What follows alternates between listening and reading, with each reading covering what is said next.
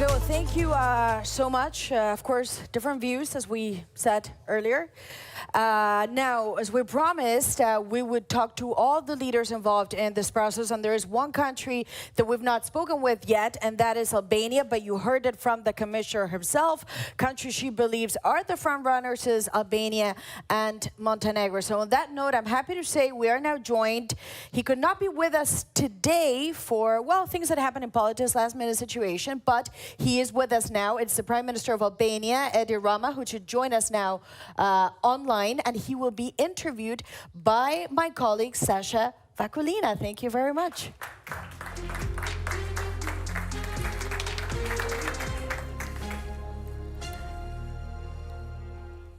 We are going to continue the EU enlargement talks at this historic Euronews Enlargement Summit. And yes, indeed, last but certainly not least, the front runner country. Here we go. Rama, Prime Minister of Albania. Thank you very much for joining us. Can you hear me? Yeah, I can hear you. Good evening, and sorry to not be able to be with you. It was not political last minute. It was a technical air problem that I had nothing to do with, but I couldn't take the plane. Well, we hope next time you're going to be able to join us here in person. And for today, we thank you for joining us here online for this new Euronews format. This is 12 minutes with Rama, Prime Minister of Albania. Thank you for being here. As you heard today from the report and from Marta Kos, indeed Albania is one of the front runners, and the accession negotiations reached unprecedented momentum this year with preparations for the opening of the last cluster before the end of the year, now, quote, well advanced. Now, this report seems very positive for you. What's your take on it? Yeah, the report is very positive, and the whole year has been extremely positive. We have opened 5 of 6 clusters within only 11 months, which is an absolute record in terms of speed. It's something that until only a few years ago been able to imagine. But this is why life is so beautiful. So what's the secret? Why don't you share this secret with other candidate countries? What was that, key factor? What was your secret in speeding it up so much then? Beyond the platitude that it's a hard work, I would add that the speed is related with 2 main factors.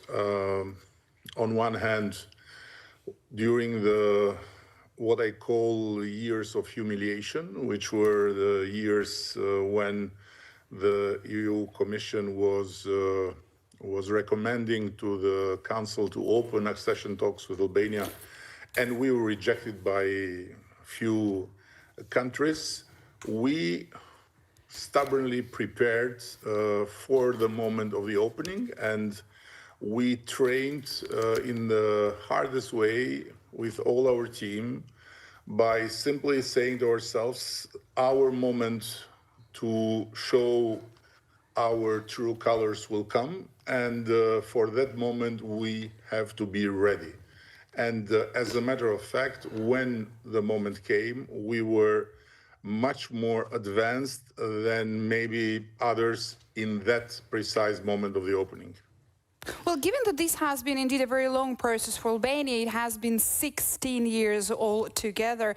You've previously spoken about the shifting goalposts by Brussels. Do you feel like this has changed and there is this new push and this situation is over for Albania, but also for the other candidates from the region, because they have been also waiting for a very long time?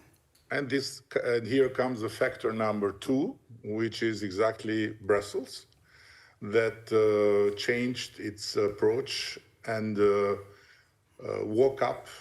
Unfortunately, it was needed an aggression in the European soil, military aggression, to make Brussels wake up, not simply in the level of the Commission, where we have always found fairness, very painful, very neurotic, but fair, but also in the level of the Council, where the blah, blah, blah of before that, yes, one day we'll be together, yes, we love you, yes, we're going to marry, but we are not ready to talk for the moment, was over, and a new momentum is still here, and the new approach, it's still the case. I hope that this will not fade away, and I very much hope that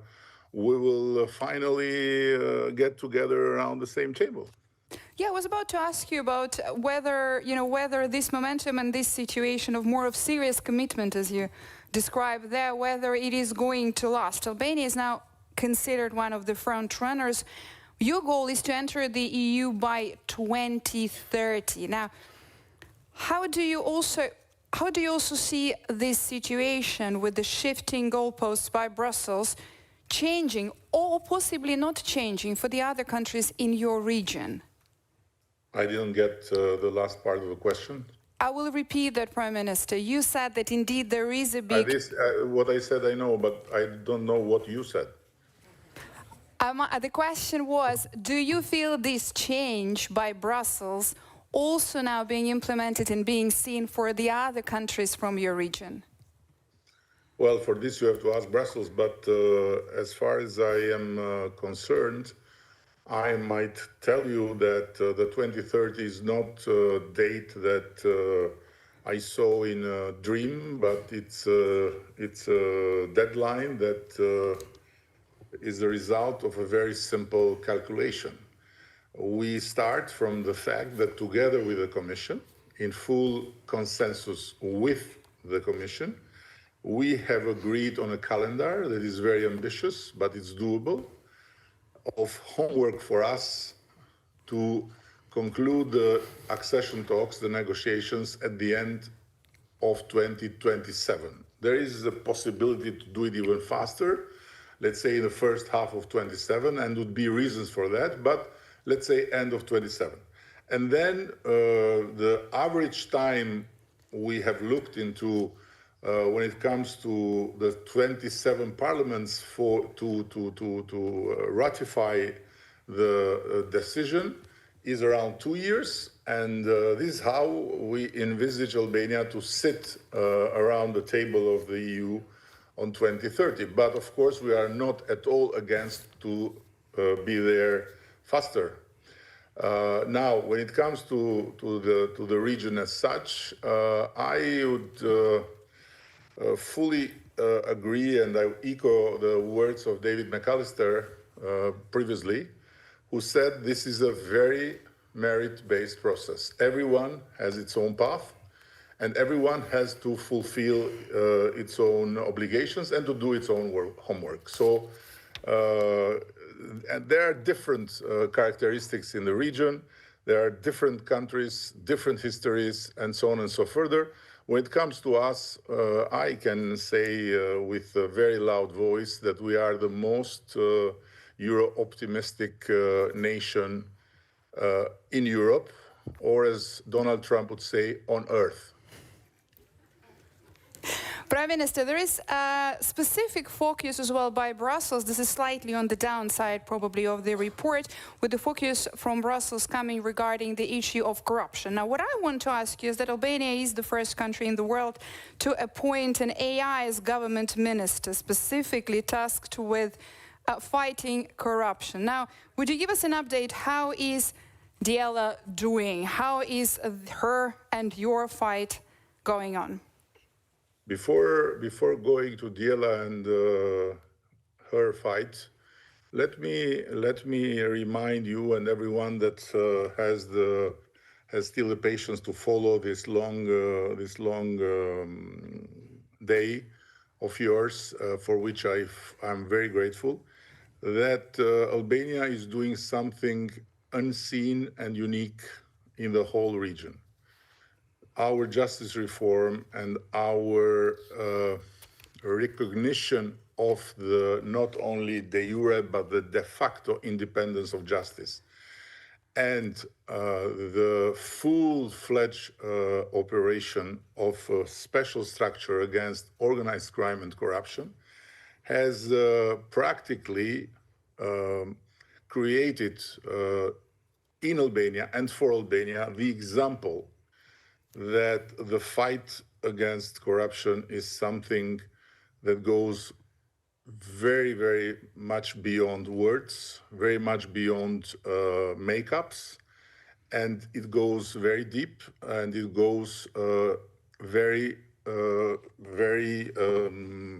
let's say, balanced, without looking left, without looking right, independently from who is in government, who is in opposition, who was in power, who is in power, and with a lot of facts that show that what never happened in Albania from the day of independence and creation of the Albanian state in 1912 to until very few years ago, it's happening the last years, something that no other country in the region can claim to have done.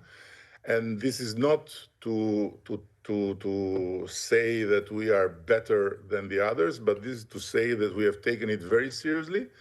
And in this moment in time, we accept support, we accept partnership, we accept help, but we don't accept lectures from anyone when it comes on the fight against corruption. And of course, when it comes to Diela, she is the product of a systemic fight, which is not just about fighting cases and fighting in the court of law, but which is about fighting through modernization. And we aim to have, within 2027, the first full AI public procurement that will allow speed, transparency, accuracy in levels that are unseen. Prime Minister, finally, let me ask you to wrap this up. What is the next creative idea and the next creative solution coming from you and from Albania on your way to the European Union membership? I'm sure you have heard that Diela is pregnant, and she has 83 babies based on the last ecography. So we have to wait for her to give birth to these 83 babies. And in the meantime, I have to tell you one thing that has not been much discussed, that we are the only country in this process to use artificial intelligence in the transfer of the acquis communautaire to our body of law, and to make of it the fastest process ever made in terms of not only translating, but also analyzing the impact and drafting and preparing the whole legal packages for the approval in Parliament. So we are trying to run as much as possible and to make as much as possible leapfrogs using technology, artificial intelligence, but without never ever forgetting that our place in Europe is first and foremost deserved because Europe has the best place in the heart of the whole Albanian nation, something that the others cannot pretend. Prime Minister, I have to follow up. Do you think Brussels could use an AI commissioner? It's not for me to tell Brussels what to do, but of course, I would be very happy to introduce Diela with whomever on the EU side will introduce him or herself like an AI commissioner or an AI technocrat or bureaucrat or whatever else. It doesn't matter. Prime Minister, thank you very much for this interview and for your time, and thank you very much for joining us here. There was 12 minutes with Edi Rama, Prime Minister of Albania.